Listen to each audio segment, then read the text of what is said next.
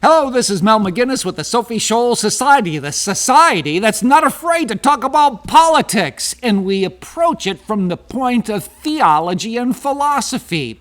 And we believe that those are the two starting points, in addition to history, in being able to talk informatively about matters, issues, policies, and instances where politics is part of it.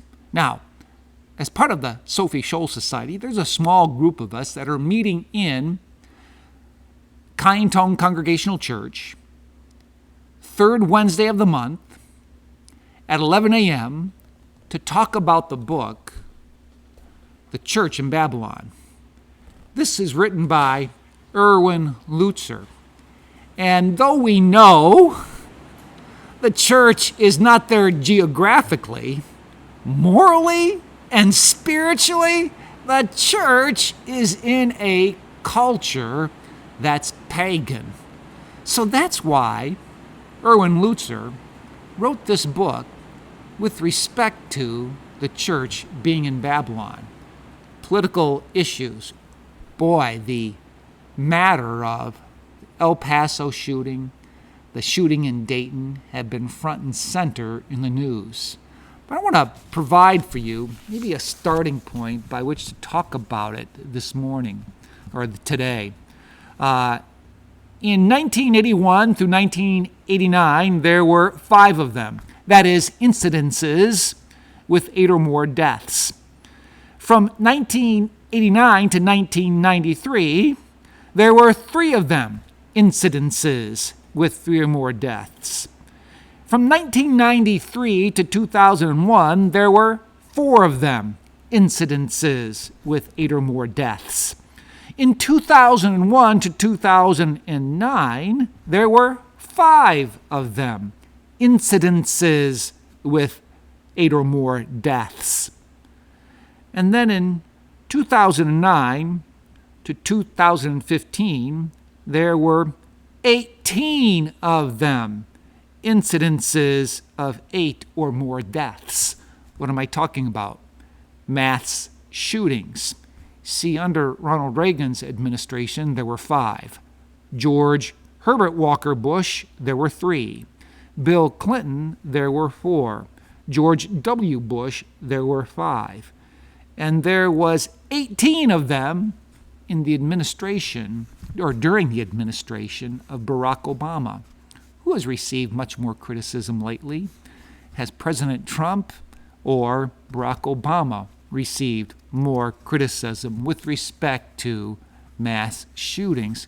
We want to keep these kinds of things in mind because the political rhetoric is very hot. And you can see the sides being drawn, especially when you listen to media. Major media outlets are on this, and they're not so much reporting the news as they are taking up positions in response to the news. So we want to be careful as we're listening to what may be published as news when it really is more opinion than news. One of the most helpful things that I've seen recently in response to what took place in these 2 cities is by a pastor named Mike Merrill. He pastors in the Rochester, New York area. And on Facebook, he wrote this: "The challenge is that most people want an extremely simplistic answer to a very complex problem, such as irrational violence committed without conscience on innocent people. The problem is Trump, guns, McConnell, Congress, Republicans, NRA, white young men, video games, godlessness, prayerlessness, economy, mental illness, family breakdown, loneliness and isolation, bump stocks, background checks, AR-15s, high-loaded clips, immigration, urbanization, LGBTQ rights, the internet, red dye number 5. Pick any one or all the above and reverse that one, and you might speculate we will solve the violence issue. I think not. How do we, or they, stop the violence? Drink a little more, drink a little less, hide, see something, say something, open carry, confiscation.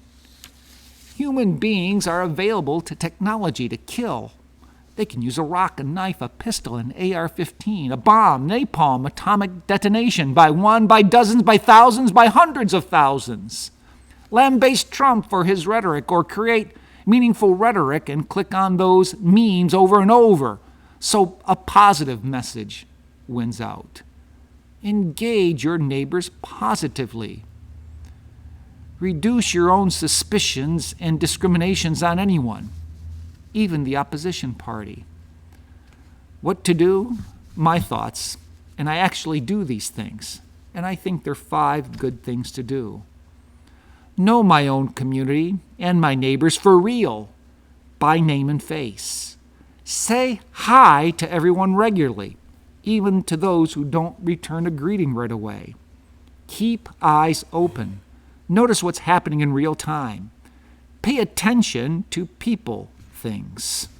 Stop speaking and forwarding, memeing what is hateful, insulting, negative, bitter, mean-spirited, and crass about anyone, even your enemies.